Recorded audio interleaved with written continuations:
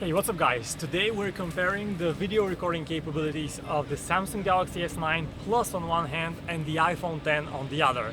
So follow me around and we'll see how the phones do with video stabilization first. So let's go. Both phones are handheld and we're just walking around.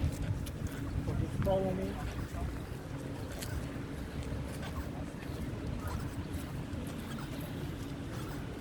So this is how video stabilization looks like, and now we'll slowly pan the phones around to see how they adjust to the different lighting conditions here. You can see the light changes, it's darker when you point the phone down, and that's how it looks like.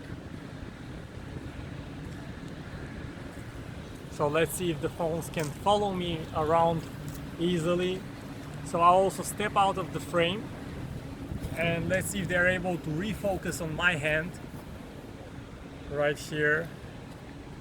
See if they're able to refocus, and then the background. We'll repeat this test a couple of times, see how quickly they do with this test.